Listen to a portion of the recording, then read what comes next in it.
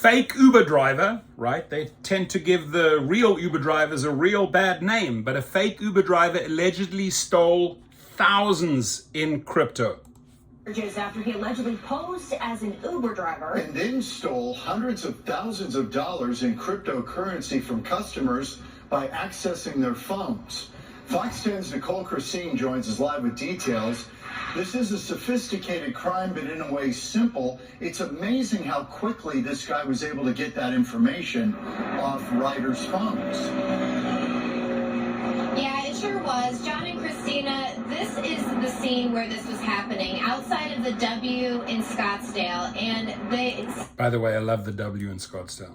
Say that Nur Hussein picked up two victims, one in March, one in October. They say he posed as an Uber driver, and then his secret motive, one that was sophisticated yet simple, as you said, John, was to steal over $200,000 combined in cryptocurrency. Prosecutors say the alleged scheme started in both cases with Nur Hussein calling out the names of his supposed Uber passengers. Once in the vehicle, court documents allege he had two different ways of getting the victims' phones, either by saying his was dead or by offering to help troubleshoot the Uber app when it said one victim's driver had not arrived. Once the phone was in his hands, court documents say he was able to transfer a combined $223,000 in cryptocurrency, either by phone-to-phone transfer or phone-to-cold storage.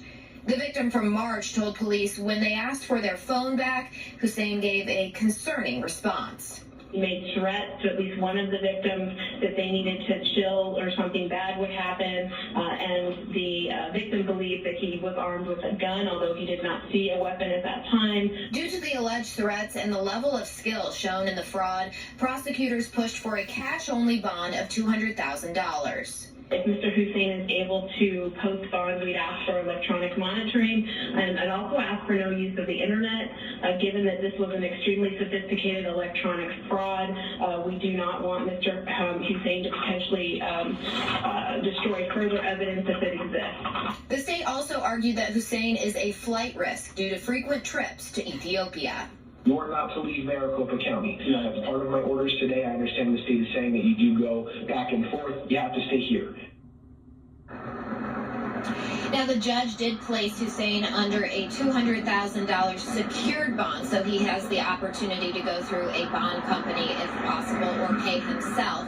And also, he will be under electronic monitoring if he does bond out. His next court appearance is scheduled for later this month. Guy's done. Can't leave the country, can't run off back to Ethiopia and escape. Has to stay here, has to face the music. A word of advice. Anything that involves crypto, I mean, if you do it externally and do your own investing, that's one thing. But anything with rideshare, even if a rideshare company tries to sell you on the fact that, you know, they're dealing with nodes, they're dealing with cryptocurrency, or, you know, whatever the case may be, I would stay so far away. I would stay so far away from that business model. I've heard, you know, a couple of companies marketing their services via crypto. It's up to you, my friends. Me personally, I'd stay 1,000,000 miles away from any rideshare or food delivery company that tries to sell you on the whole crypto experience. That's just my 25 cents of feedback. Your comments.